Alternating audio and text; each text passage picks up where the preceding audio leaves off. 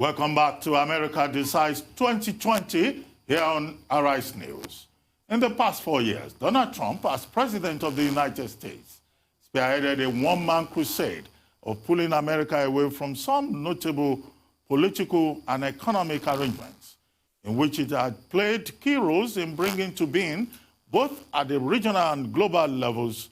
A quick mention can be made in that regard of the North American Free Trade Agreement, or NAFTA for short, which was an economic collaboration between the Americans and their neighbors to the north and south, Canada and Mexico.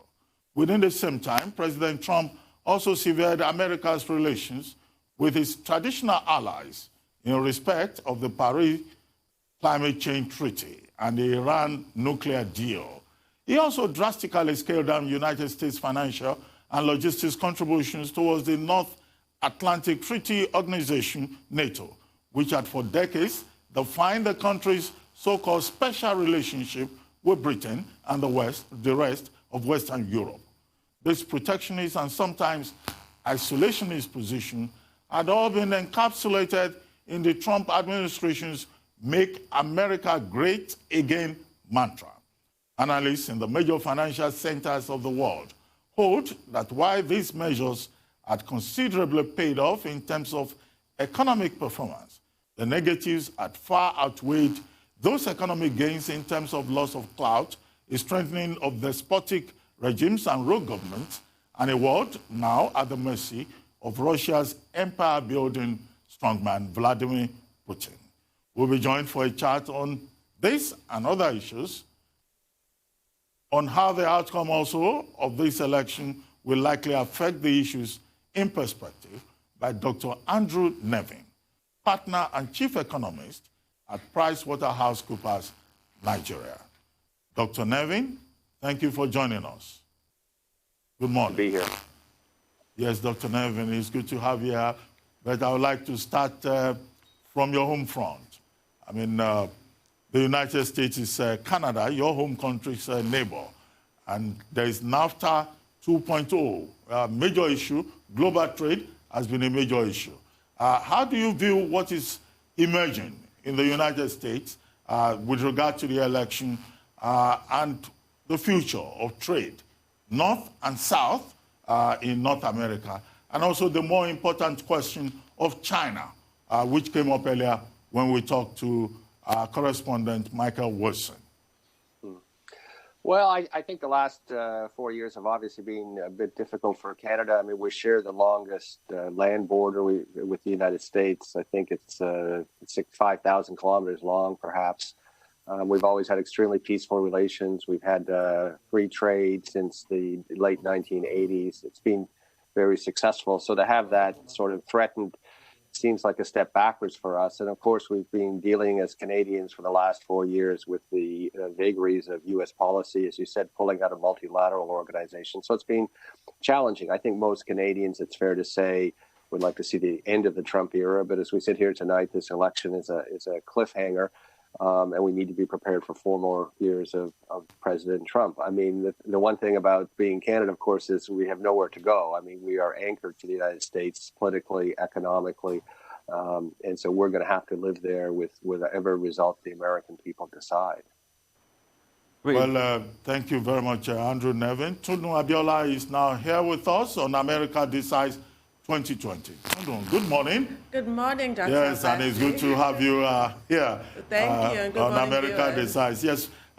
Next question for Andrew NEVIN. I think she'll come from you. Okay, so today, November 4th, marks America's official exit from the Paris Climate Accord, having served the requisite 1 year's notice. I'd like you to discuss what this portends for the rest of the world, seeing as if Donald Trump does clinch a second term, America will not be rejoining that historic agreement. What does that mean for the kind of future that we're going to bequeath our children and grandchildren and future generations? Well, let's start by saying that there is a climate emergency, and this is not just me saying it. I mean, I think as a PwC position, many countries in the world are saying it. The UK has declared a climate emergency. I mean, it's not as though this climate emergency is something in the future. Place after place people know that the climate is changing dramatically as a result of human action. And even the United States, there's one state, for example, Arizona, where it's a huge issue because they recognize it. So now Donald Trump pulled the United States out of the climate accord, the Paris Climate Accord. It wasn't perfect like that, any accord. And it just sent a signal to the rest of the world that unless they act, they can't rely on American leadership. I mean, to me, in a way, someone who grew up, very close to the United States, admired it as a child, to watch America cede its leadership to China, to Russia, to other countries around the world is a terrible thing. But the world has to move on. We need to deal with climate change, and to some extent, economics are helping here. I mean, one of the things people might not have noticed, of course, we've had the collapse in oil price, partially as a result of COVID.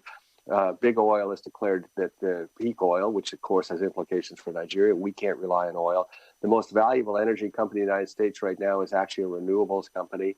And this is happening around the world. So renewables are taking over. We recognize other issues to do with the degradation of the environment, so biodiversity loss and plastics in the ocean, for example. And the world is moving on without the United States. I mean, the United States is only, I think, 5% of the population. There are lots of other wealthy countries. There are lots of other countries with advanced technology. And I think at the end of the day, it's going to be the U.S. loss. But the other thing about the United States, of course, it's a big country with many states. One of the things that's happened is, I mean, California by itself, if it was an economy, would be, I think, the world's 6th or 7th largest economy.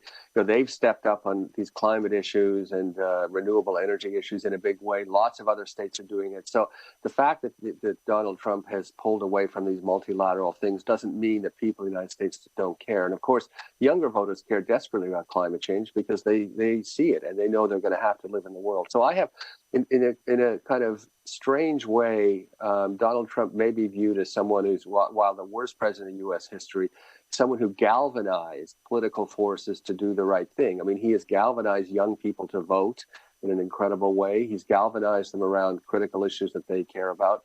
And the demographics, I mean, you can't see, I mean, we've seen some of the races tonight. When Latinos did not come out for Vice President Biden in Florida, for example. So Florida remained in the Republican camp. But it is inevitable when you look at the value systems of young people around the world, including young Nigerians, young Americans, that the world will ultimately end in a better place. I just hope it happens sooner rather than later. About fracking. I mean, that's a great conversation in all of this electioneering process. And if you look at what is happening in Pennsylvania, a lot of people are voting across fracking lines. Some did say Joe Biden's flip-flop of fracking really did it for them. And the fact that we thought it was going to be a COVID election, it was going to be centered around COVID, but it was just a narrative the Democrats were pushing. The economy meant a lot to the people in this election. What's your take on that? Well, I understand it. And of course, I come from a country where one of our provinces is extraordinarily wealthy as a result of very dirty, very expensive oil. And, Albertans are wonderful people, wonderful Canadians. But, I mean, there's no future in heavy oil coming out of the tar sands in Canada, where we make 5 million barrels a day. And there's no future out of fracking. I mean, even the economics of it. I mean, it wasn't really making money. It's sucked in cash from Wall Street for 15 years. The only reason it's continuing, to be honest, is the incredibly low interest rates. So we have zombie companies there. We've had a number of bankruptcies, of course, in the fracking industry. And at the oil price, $35, if we've hit for West Texas Intermediate around today, I mean, fracking is not economic. So it doesn't, I mean, in a way, I'm not sure the political calculus of commenting on it, but fracking is going to go away because we've hit peak oil. There are much lower sources of oil. For the oil that we need in the world, there's much lower cost sources, including Nigeria, Saudi Arabia, Iran, for example. We're not going to do fracking anymore, I think, in the future. And this shift in renewables, I mean, I've never, as people know, sometimes I've never been happy being an economist, but sometimes economic forces are really very powerful. And in this case, as I mentioned, the most valuable companies are now renewable companies. There's a Danish company, for example, that's also up, that's just, had this strategy for 15 years transitioning. Economics of renewables work, and that is something that's going to move faster than the political game. So fracking in Pennsylvania, I mean, I don't want to make predictions. I don't make them about the future, especially. But, I mean, it's hard to see in 5 years there's any fracking left in Pennsylvania just because the economics are not there.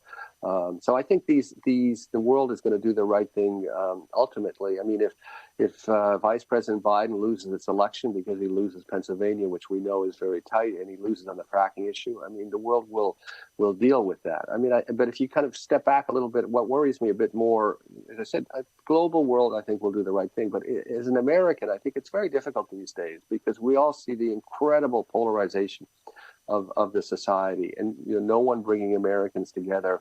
Regardless of the results of this election, I think the Americans are still going to have a very difficult few years as they grapple with all these issues. But again, the good news is, young people have stepped up to have their voices heard politically. They've been voting. They've been out on the streets talking about important issues. Obviously, Black Lives Matter is a critical issue in the United States that needs to be considered. And ultimately, the United States, I think, will get through this. But we're looking for very few difficult years, regardless of who wins this election tonight. Well, Dr. Nevin, I would like to go back to Canada, which I mentioned earlier. The reason I asked that is because that's your country. Canada exports, about 3/4 of Canadian exports go to the United States. And in Canada, before now, there was worry about Trump's unilateralism. But with the way the votes seem to be going and the results seem to be going, what is the level of worry in Canada? Is there a concern that the neighbor's roof is about to go up in fire, or that the future of relationship with the United States could become a bit more difficult? Well, I mean, it has been difficult the last few years. I mean, one issue, for example, that's really a problem for Canada right now, of course, is the extradition of Meng Jianwei, who's the CFO of Huawei, and essentially Canada has become a political pawn in that. We have 2 Canadians that were arrested in China and have been in isolation, very difficult conditions. 2 Michaels, they're both named Michael. It's been a huge diplomatic issue as we've been caught between China and the United States. And of course, we're not seeing eye to eye on many issues in these multilateral organizations. I mean, Canada has always tried to work within the multilateral framework. I mean, that said, on the economic front, I mean, we're so integrated. I mean, we've had free trade for a long time. We've had free trade in auto parts and automobiles, which is a core part of the economy since the 60s, so almost 60 years. So trucks go back and forth carrying auto parts and finished autos between Michigan, Ohio, Ontario, Quebec daily, thousands and thousands of trucks. And I think that when this NAFTA 2 was being discussed, there was a lot of discussions. Canadian diplomats reached out to the state level because a lot of people who state governors, state senators understand this level of integration. And there's enough problems in the world without upsetting what is a very peaceful relationship between two economically prosperous countries on that. So we would like to see, most Canadians, of course, would like to see United States values come in a bit more in line with where Canada is right now. We, of course, have universal health insurance. It's been very successful in Canada, and it's hard for us to understand why Americans wouldn't embrace a similar concept, but that's up to them. But, I mean, we may be living with 4 more years of Trump. And, of course, there's the internet meme going around in Canada. Canadians are like the upstairs neighbors living above a crack house, right? I mean, one of the things that maybe at a personal level a bit surprising me about this election is all of us are just tired of the news cycles, right? I mean, it's exhausting. And I'm in London right now, but I'm trying to get back to my home. But with many months with COVID in the United States, and starting in Canada, and it's just exhausting watching this news cycle. It continues to be exhausting when we can't even get through an election in an easy way, and people are just mentally tired. And I think there's in the United States, if you kind of follow this closely as I do, there's a lot of sort of PTSD on both sides of the divide on that. As I said, so I think it's going to continue to be a very difficult year. But I mean, I think one perhaps saving grace for us is the United States has other issues to worry about. They have internal issues. So, our diplomatic stance, I think, is very clear. We don't say anything controversial about it. I mean, you could imagine some people wanting our Prime Minister Trudeau to be, critical of the president in the United States. That doesn't happen. We keep very quiet. We have to maintain good relations. We've had some bilateral friction over a few traded goods. We have a policy of kind of tit for tat retaliation. So if they put a tariff on softwood lumber, we'll put a tariff on a U.S. product for the same amount. But the main strategy for Canada is to be honest, is to kind of lay low and let the United States deal with the United States issues. And when we need to protect our economic interests, we talk to the people, as I said, at the state level, who really, the senators who ultimately vote on these things, that want to make sure they're maintaining prosperity. And there's a lot of states where they're exporting a lot to Canada, and they don't want to see those exports dry up. As I said, why upset a bilateral economic relationship? Given all the challenges in the world, why upset such a strong and powerful and beneficial bilateral economic relationship? Right, amazing insight there. I quickly want to talk to you about, worst case scenarios as regards the market. There was sort of like a blue wave in the market before all of this. A lot of people were looking at the polls and they were looking at a possible Biden presidency, but it's not the same any longer. I mean, things have flipped a little bit, and Trump actually came out to declare victory for himself, and a lot of people say he's on the path to victory. I mean, what would this portend for the market? What would this portend for a couple of African countries, for instance, African markets, crude oil prices and the likes, commodity prices, gold prices, copper prices across board, because Africa is a largely driven commodity economy? Well, I think the number one thing for Africa, and we've said this for a long time, but a second Trump presidency would really highlight this, is Africa needs to take care of Africa, right? And we shouldn't be beholden in Africa or in Nigeria to any one particular economic bloc. So if you think of kind of the 4 or 5 big blocs, Nigeria needs to have strong economic relations with the United States. And of course, we have a huge and very successful diaspora there to cement those ties.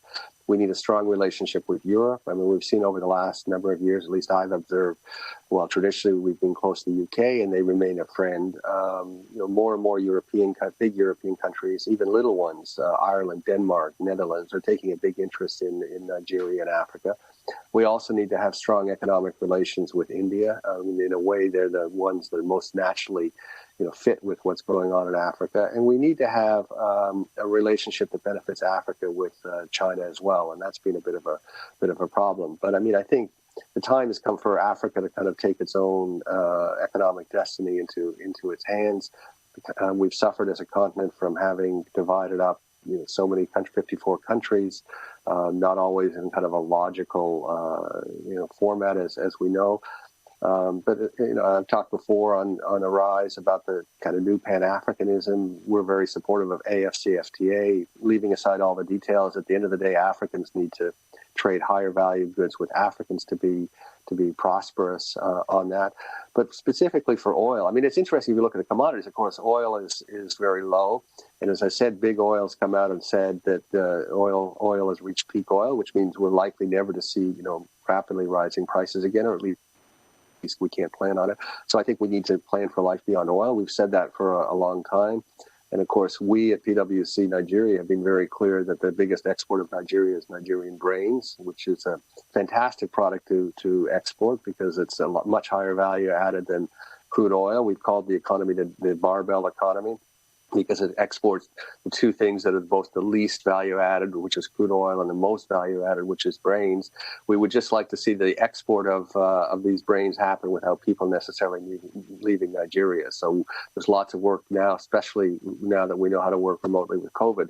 Nigerians can do very high value added intellectual work in Nigeria, educated Nigerians, and earn FX. And I think that has to be our strategy. I have said before, and it's even more true as a result of what's happened with COVID, I think a losing strategy for Nigeria is to try to kind of enter this light manufacturing game. Where are you going to export light manufacturing goods?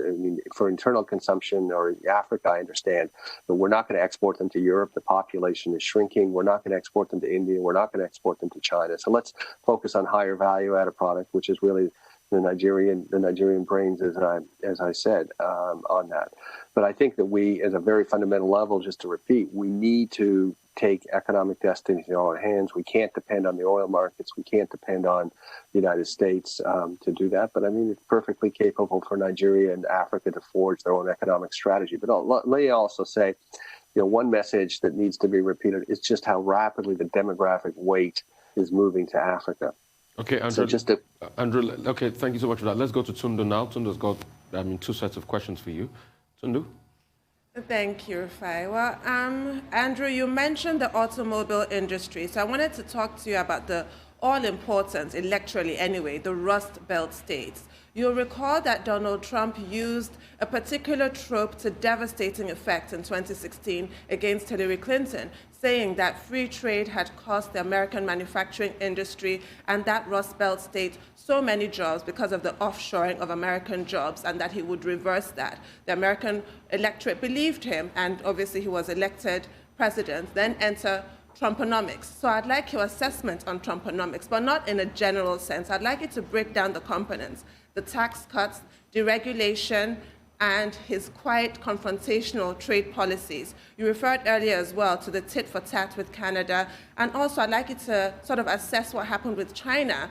China did also push back, as American soybean farmers found to their, great distress. What is your assessment of the varying components of Trumponomics? Well, let me start with the tax cut. I mean, I guess I'm in the camp that says this is a tax cut largely for the wealthy. We've had, if you go back in history to when I was a child, so in the '60s, and lived very close to the United States in a Canadian town where I grew up, and my father worked for a gigantic American company which had a factory in Canada. I mean, that really was the time in North America of the great middle class. Most people were middle class. There was not these wide disparities of income. You didn't have CEOs earning 1,000 times the average worker, and you certainly didn't have PE people, earning 100 times what the CEO earned, and billionaires. And over time, we've had this greater and greater income disparity slowly happening. And part of what the United States did, and this is particularly during the President Clinton's era, was that they really allowed China to industrialize to counteract the fact that lower middle class incomes were going down. So you had this lower middle incomes going down, a lifestyle deteriorating in the 90s. Rather than addressing that head on, the decision, I don't know if it was conscious or not, but let's embrace the cheap products from China. China used the low yuan and low wages to be able to, and polluted their country. And I lived there 10 years, as everyone knows, to build up their manufacturing base. And the United States, I think, made a strategic error. They should have strangled China's manufacturing in its infancy. So now to come along and have a tax cut for, a large tax cut for the very wealthy, I mean, I'm not sure what that accomplishes. I mean, in a sense, of course, the wealthy don't spend their money, so it doesn't ultimately have a lot more spending in the economy. In terms of investment, I'm not sure there's any evidence that type of tax cut increases investment in companies. So the result is just kind of a transfer from the average person to the rich person, in my view. And ultimately, the United States, as it gets more and more polarized economically, is going to suffer, or is suffering, the consequences of that. I mean, in terms of the relationship with China in trade, I mean, we know that the deficit, despite all the rhetoric, the deficit with China has not come down. I do think that one of the things that's going to come out of COVID, which will be positive for the world, is we recognize that these long supply chains are not resilient or not robust enough necessarily. And of course, one of the reasons that we have these long supply chains is because of the low cost of oil, the low cost of shipping things. So I do think there's going to be a deglobalization that goes on in these supply chains, more local production, particularly around sensitive things. Obviously, healthcare products, pharmaceuticals, food should also be in that category. That applies to Nigeria as well, where we should have food security. So this idea of optimizing, maximizing the efficiency of supply chain, I think, is going to give way to more of a resiliency thing, where you have more local inputs and more local production.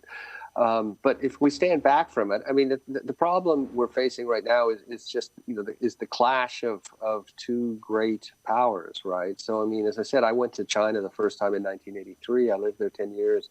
I used to be able to speak the language. I mean, I've watched the economic rise of China from the beginning, right? And I think the people in the United States didn't have any belief. I mean, if you think about the United States, at the end of the Second World War, 50% of the world's manufacturing production happened in the United States. It was such an economic powerhouse versus other countries. It dictated the architecture of the post World War II system. So Bretton Woods, IMF, World Bank, NATO, OECD, all driven by the United States on that. And now that architecture, you have the rising power of China, its economy by PPP terms, so purchasing power parity terms and economic speak, is now larger than the United States. I mean, obviously, its per capita income is still lower, but if you go to a place like Shanghai, it's as wealthy as any city in the world. And so now we have two great superpowers. And of course, when the Soviet Union collapsed in 1992, the United States declared history. There was the very famous book by Professor Fukuyama on the end of history.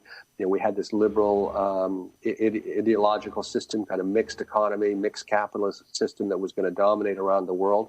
And I was one of the people that believed that as China got richer, people would demand more political freedom. So I was in that camp too. Unfortunately, as we sit here in 2020, that's not the way the world has evolved. And we have, you know, China does things that, for terms of Western values, are extremely disconcerting. I mean, obviously, there's a lack of democratic structures there. We have what's going on in Xinjiang province. We have what's going on in Hong Kong province. We have relationship with Taiwan and the militarization of the South China Sea. So these are real issues for the world. And it's happening at a time when the United States is kind of retreating from global presence in a lot of these issues. But, you know, it's inevitable. I mean, there was that brief interregnum where the Soviet Union didn't exist and China had not risen so far where the United States felt it had absolute dominance, but that's very quickly gone away on that. And so I think we're in difficult times. Now, one thing that, though, does worry me about the United States is because of this, well, the last few decades, but particularly this president, there's been a real anti-science movement, as you know. And that's, if you kind of contrast the United States anti-science movement with China's strategy, which is very clearly laid out, I think, 12 key technologies, things like artificial intelligence, nanotechnology, renewable energy, hydrogen renewable energy. They've laid out a very clear strategy. They're investing to be the dominant country in the sciences while the United States is retreating from it. So if you look ahead a decade or 2 decades, you know, what does that mean for the world? So I think we're entering a dangerous phase. Well, Dr. Nevin, I don't mean to put you on the spot. The Americans, they voted, they've decided, we're just waiting for the outcome. But who, in your opinion, would be a better president for global trade, international diplomacy, regardless of whatever the outcome is eventually? Who, in your opinion, would be a better person for global trade and international diplomacy? Yeah, no, I mean, it's obviously such a close election.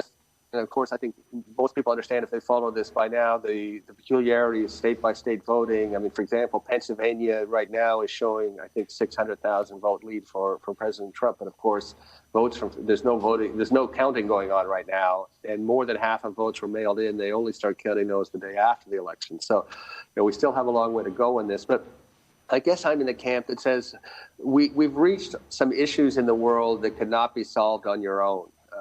Climate change being one, plastics in the oceans, biodiversity, migration of people, demographics I just talked about. The solution to these problems cannot be done by one single nation state. So we had an architecture of cooperation since the post-Second World War period with the UN and other institutions.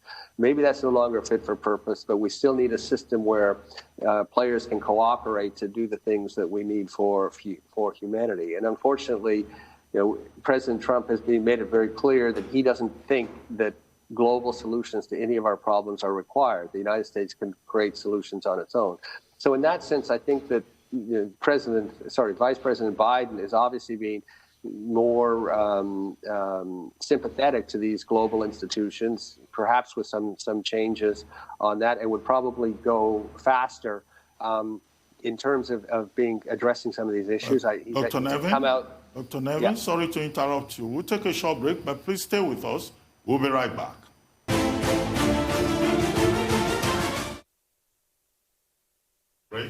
Of the U.S. elections. And our guest is Dr. Andrew Nevin, a partner and chief economist, PricewaterhouseCoopers, Nigeria. Dr. Nevin, before we went on break, you were still talking about the global dynamics of what happens eventually in the United States presidential elections. If you may just continue.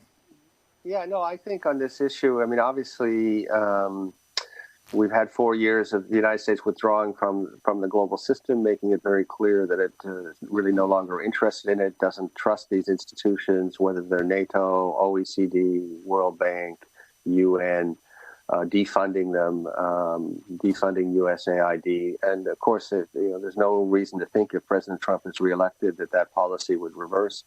The United States would go further into isolation. But as I was saying before the break, I think there's no particular reason we, in general, we would not necessarily need international cooperation, except that some of the issues that we're now facing are ones that no individual nation state can solve, and particularly the climate change emergency. So the United States withdrawing from that, of course, it highlights the fact that other places need to step up and fill in those gaps. And we've talked a little bit before about perhaps too many of the gaps be filled in by China, which I think would be a mistake globally, certainly for values that North Atlantic countries, the United States and Europe and Canada, and many countries in Africa hold dear, sort of democratic traditions, open society, free press, all of those things, if we have to kind of coalesce around other countries leading like China in particular, threaten some of those values. So I think it's a sad day if the United States is not playing a leadership role as the largest group of those kind of liberal democratic countries. But on the other hand, other countries need to step up. Okay, Andrew. Real quickly, I want to talk about two schemes. Schemes like PEPFAR. America has gone $85 billion into PEPFAR since it was launched by President Bush, to fight AIDS in Africa.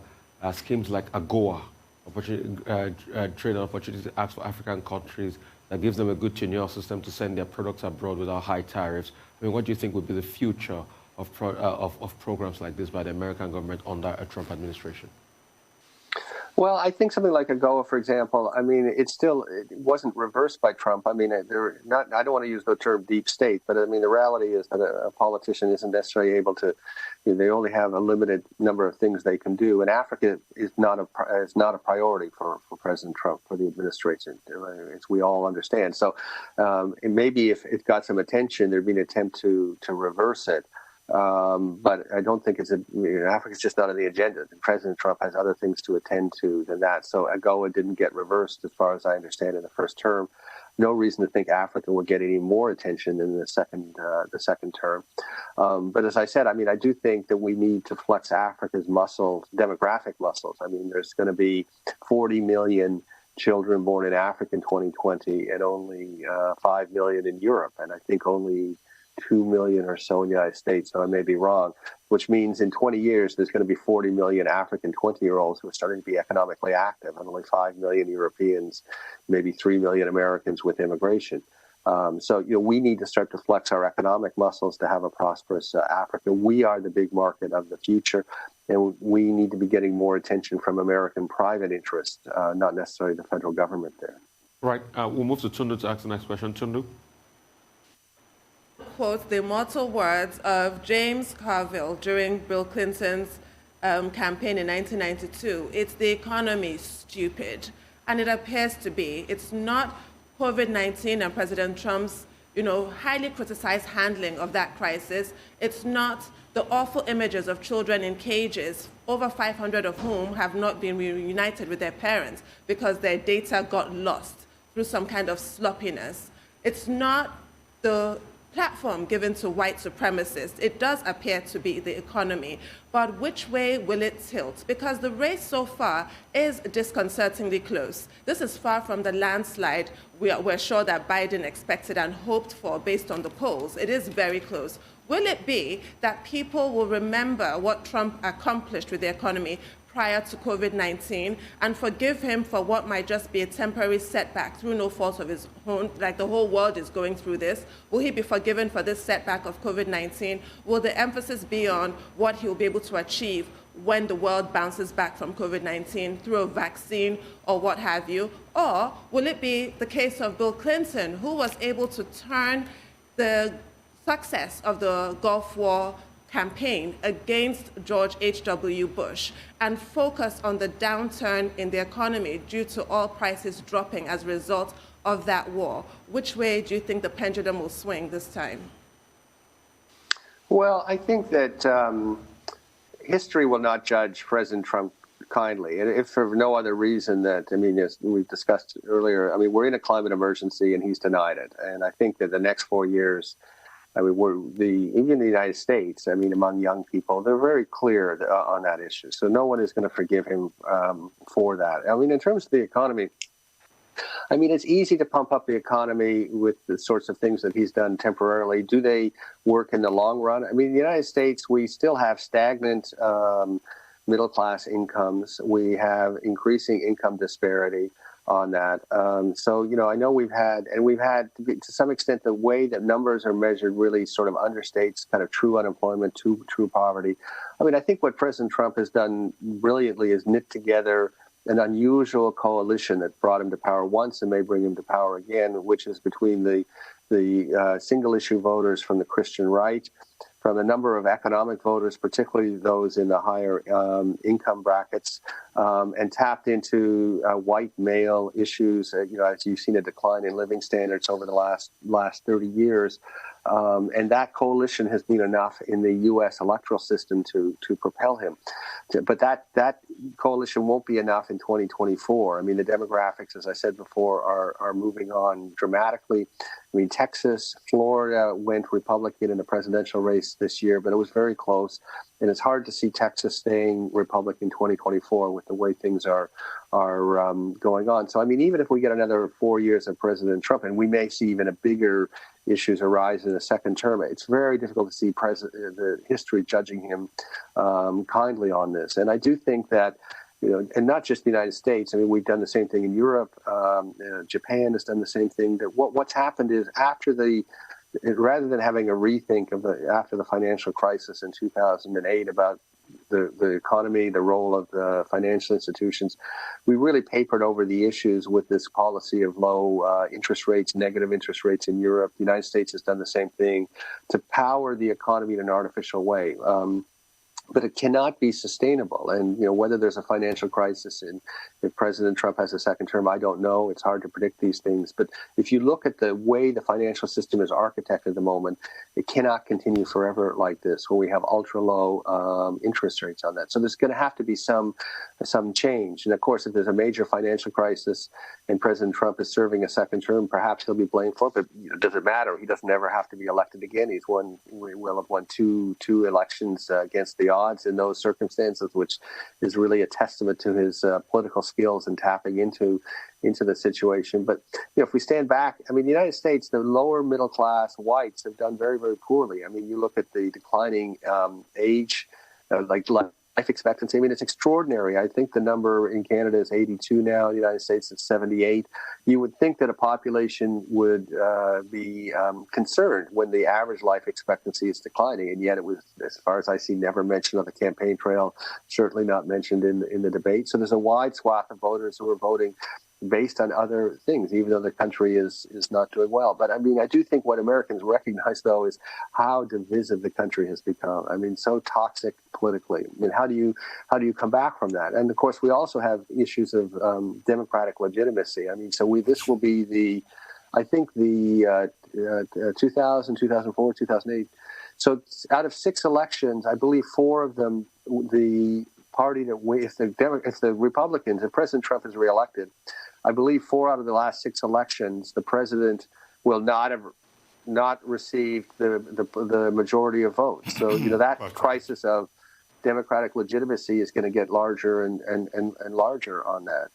So, you know, it is very concerning. But as I said, I'm very heartened by American young people. They share similar values to young people around the world. People who follow me in Nigeria know I'm always supportive of Nigerian young people, having their voices heard in a peaceful way, and all the incredible things they do. And I think American young people, Nigerian young people, Indian young people, all share more similar values, and the world is ultimately going to head to a better place. Yeah, thank you very much, Dr. Andrew Nevin, for joining us on this special coverage of the American elections 2020.